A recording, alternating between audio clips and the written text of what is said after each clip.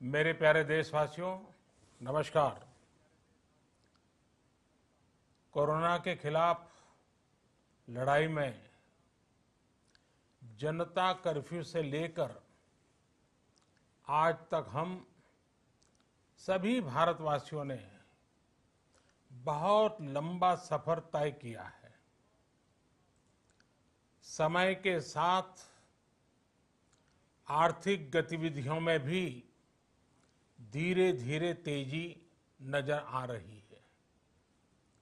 हम में से अधिकांश लोग अपनी जिम्मेदारियों को निभाने के लिए, फिर से जीवन को गति देने के लिए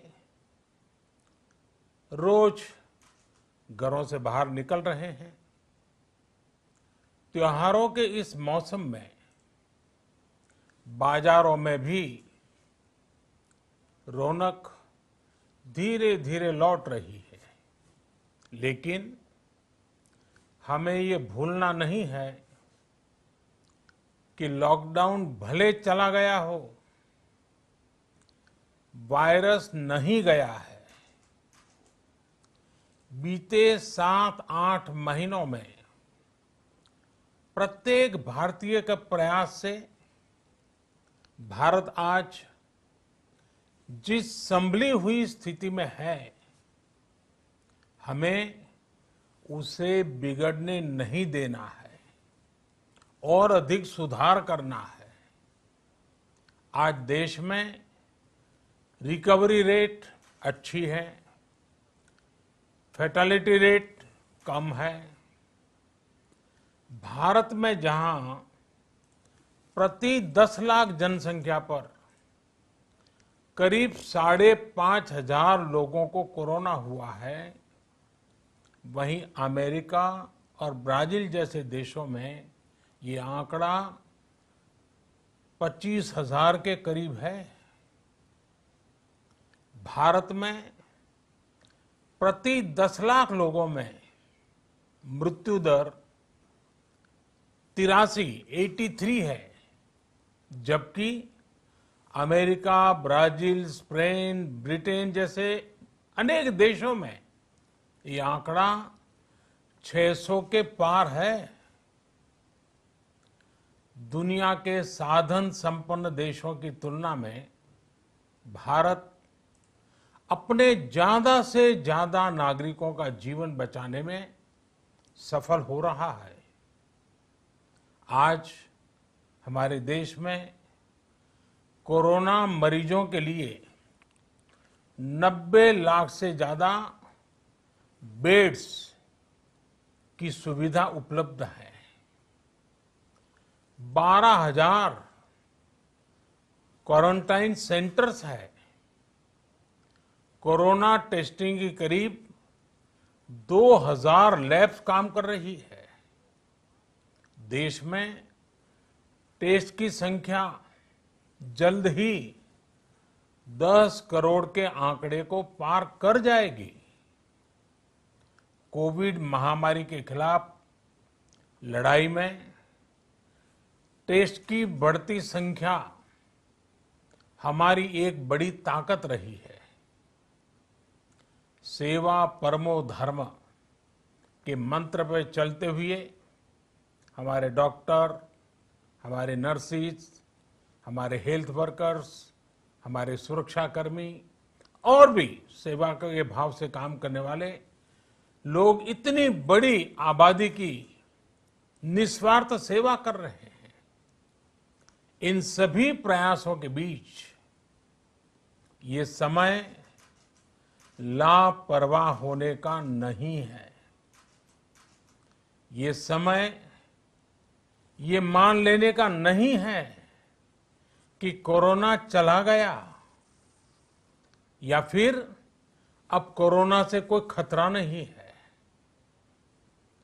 हाल के दिनों में हम सब ने बहुत सी तस्वीरें, वीडियो देखे हैं जिनमें साफ दिखता है कि कई लोगों ने अब सावधानी बरतना या तो बंद कर दिया है या बहुत ढिलाई ले आए हैं। ये बिल्कुल ठीक नहीं है। अगर आप लापरवाही बरत रहे हैं, बिना मास्क के बाहर निकल रहे हैं, तो आप अपने आप को, अपने परिवार को, अपने परिवार के बच्चों को, बुजुर्गों को उतने ही बड़े संकट में डाल रहे हैं। आप ध्यान रखिए, आज अमेरिका हो या फिर यूरोप के दूसरे देश, इन देशों में कोरोना के मामले कम हो रहे थे, लेकिन अचानक से फिर से बढ़ने लगे हैं और चिंताजनक वृद्धि हो रही है। साथियों, संत कबीरदास जी ने कहा है, पक्की खेती देख के, पक्की खेती देख के गर्व किया किसान, अजहू जोला बहुत है, अजहू जोला बहुत है, घर आवे तब जान। अर्थात कई बार हम पकी हुई फसल देखकर ही अति आत्मविश्वास से भर जाते हैं कि अब तो काम हो गया, लेकिन जब तक फसल घर न आ जाए तब तक काम पूरा नहीं मानना चाहिए। यही कबीरदास जी कह के गए हैं। यानी जब तक सफलता पूरी न मिल जाए, लापरवाही नहीं करनी चाहिए। साथियों, जब तक इस महामारी की वैक्सीन नहीं आ जाती, हमें कोरोना से अपनी लड़ाई को रत्ती भर भी कमजोर नहीं पड़ने देना है। बरसों बाद हम ऐसा होता देख रहे हैं कि मानवता को बचाने के लिए युद्ध स्तर पर पूरी दुनिया में काम हो रहा है। अनेक देश इसके लिए काम कर रहे हैं। हमारे देश के वैज्ञानिक भी वैक्सीन के लिए जी जान से जुटे हैं। भारत में अभी कोरोना की कई वैक्सीन पर काम चल रहा है।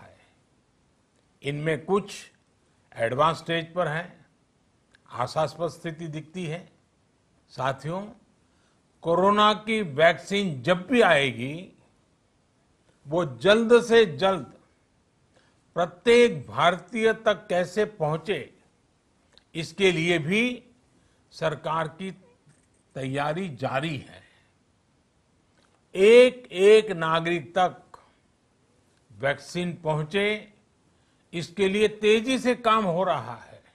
साथियों, रामचरितमानस में बहुत ही शिक्षाप्रद बातें हैं, सीखने जैसी बातें हैं, लेकिन साथ साथ अनेक प्रकार की चेतावनियां भी हैं। जैसे रामचरितमानस में बहुत बड़ी बात कही गई है, रिपु रुज पावक पाप, रिपु रुज पावक पाप, प्रभु अहि गनीय न छोट करी।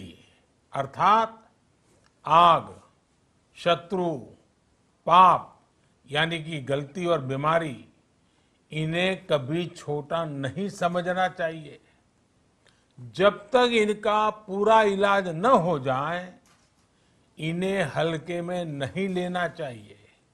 इसलिए याद रखिए, जब तक दवाई नहीं, तब तक ढिलाई नहीं। त्योहारों का समय हमारे जीवन में खुशियों का समय है, उल्लास का समय है।